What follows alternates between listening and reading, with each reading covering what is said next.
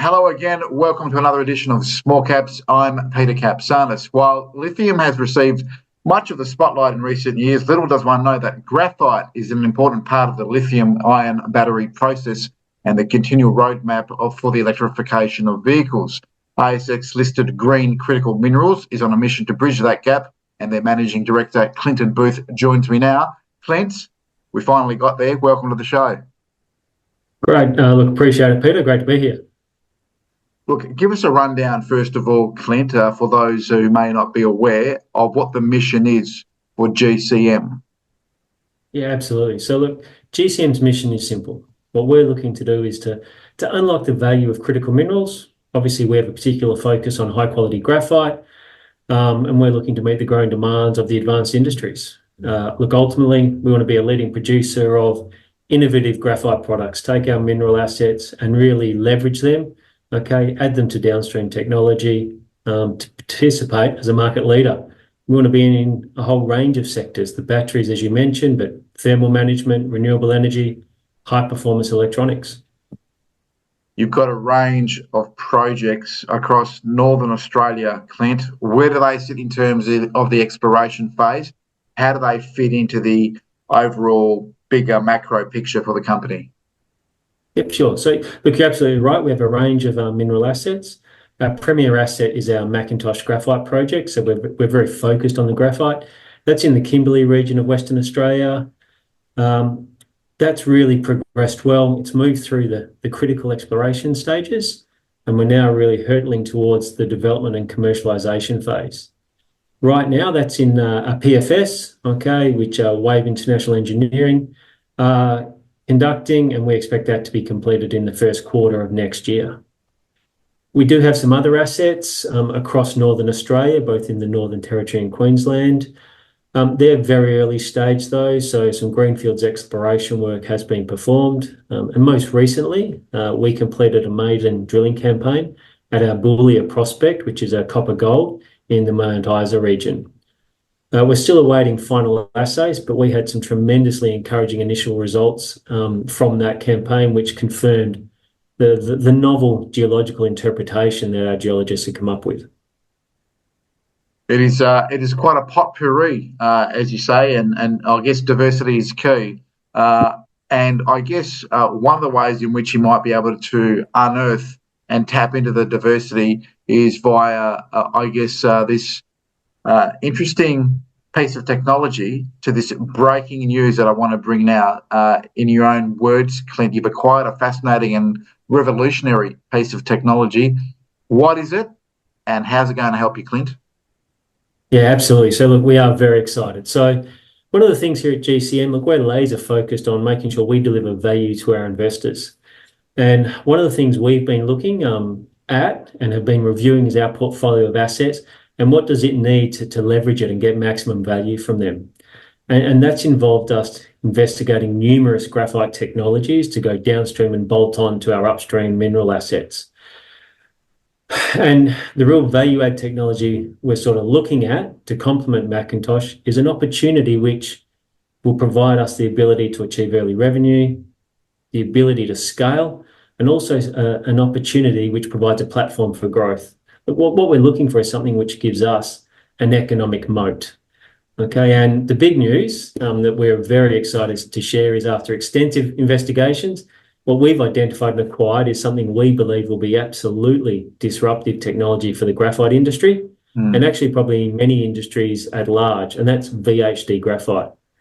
And we see VHD graphite as a revolutionary technology as it has the potential to develop premium graphite products with superior properties in thermal conductivity and electrical resistivity to what's out there today. And it's these unmatched properties with its revolutionary manufacturing process that makes it an absolute game changer. Cost-effective production, which will open opportunities to not only standard graphite block and shape, which is a value add to the graphite powder from Macintosh, but also to premium graphite products. So to be able to compete with the top end, such as pyrolytic graphite. And look, we firmly believe this really exciting technology will revolutionise graphite products and, as I said before, not just for us, but it'll provide the technological advances that some of the key markets in things like data centers, AI, supercomputing are demanding, and potentially, and we believe has the opportunity for renewable energy storage, batteries, as well as you're saying, and to lead into things such as aerospace, defense, nuclear. So really big news for us. We're really excited. Oh, it sounds like a real eureka moment, Clint. Just dumb it down for us. So this technology is going to transform components into a block, vice versa, and obviously lots of value add, which we'll get into. But for any mums and dads watching, I mean, what in simplest terms, what does it allow you to do? Yeah, for sure. So in really simple terms, there's many key properties, but some of the really big key properties which this technology does and is absolutely superior to what's on the market today is around its thermal conductivity and electrical resistivity. And in essence, what we're talking here is its ability to move heat, which is generated from a source, to somewhere else, or its ability to limit or not limit the control of electricity. And this is what makes it absolutely revolutionary. So if we talk about the thermal conductivity, you've got a lot of the technology today, data centers, supercomputers, AI, your electronics, energy storage. And what they're doing is they're getting more and more powerful. And as they're getting smaller and smaller, they're generating more heat. And what they need is something which can effectively transfer or move the heat from where it's generated to a space where it is safe and will not damage the item. And that's what this technology really, really does. And it does superior to what we've seen in the market. And to sort of put into perspective, traditional graphite, which is used in these areas, it's 3 to 5 times more effective than traditional graphite. Copper, which is one of the best thermal conductors out there, it's another 50% better than what typical copper is getting. So it's absolutely fantastic and will really, I suppose, add to Macintosh, which we have, and expand our development there and give us potential for even greater returns. All right, so let me put you in the spot, Clint. My lithium-ion made, graphite made phone here. Yep. When it heats too much, how can the VHD technology impact and affect on that positively in terms of the heating phase? Yeah, so I suppose the quick analogy and an easy one is for anyone who drinks coffee, if you take an espresso, you put an espresso in a coffee cup, a normal size, say, cup that you'll get a normal flat white latte, or you put it in an espresso cup. And you tend to find that the heat in the espresso cup is retained a lot quicker or is retained a lot better than if you put it in a normal cup. So what we can do is, given VHD, it has that ability to move that heat and you spread it out, move that heat away. But, and this is, I suppose, the next other thing which is important, we can directionally control it. So typically graphite has the ability to behave in its thermal conductivity the same in all directions. But with VHD graphite, we actually can control it and in some directions say, we don't want it to go there. And in other directions to say, this is where we want it to go.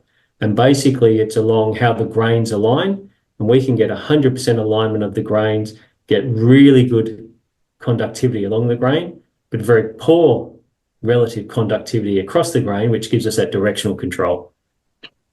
Everyone will be asking, Clint, how did you manage to stumble across this tech, or was it something you had on the radar for quite some time and you've kept it in your back pocket for a while? So look, it's something we have sort of been looking at for a while. So I mentioned we'd been investigating various technologies. It's not the only technology we've looked at. And what we were looking at was technologies that could be complementary to our existing asset portfolio. And VHD graphite was by far a standout. It has been on our radar for a while. We were fortunate to have it introduced through some historical relationships between GCM and the University of New South Wales and some of the academics there. And so when the opportunity arose, we knew it was absolutely the right fit for GCM. It aligned with our critical mineral focus, it aligned with being graphite, and it aligned with our desire to be a leader in high performance products. So yes, it wasn't just something we stumbled upon. It was a strategic acquisition, which we see will absolutely leverage our existing mineral assets. Are you expecting a barrage of interest from graphite producers to now do their heavy lifting? Look, so today obviously marks the beginning of our sort of outreach and marketing activities to the market. So we do expect that industry will grow. But firstly, before I come there, I think, and I have mentioned, we have an 80% interest in Macintosh graphite. This allows us that opportunity to give a mine to market approach. We can supply both the raw material supply and also the production of the end product, okay, making us or giving us the potential to be a vertically integrated player. But as we move forward, we're not solely reliant on one supply source. So yes, we do expect to have interest, as we expect, and we have the potential to become a significant purchaser of graphite for our production needs. But it's not just graphite producers who we are looking to have strategic partnerships with.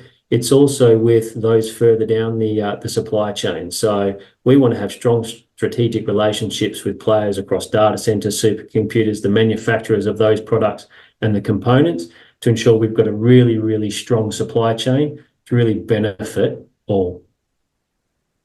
Yeah, so I mean, the acquisition obviously of VHD technology positions you as a market leader or potential market leader, and no doubt the technology will benefit and help commercialise your current projects. Do you have exclusivity for this technology, Clint?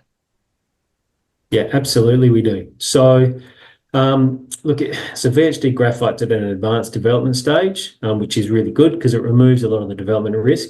But yes, we absolutely have exclusivity. We've acquired 100% of the technology. Okay.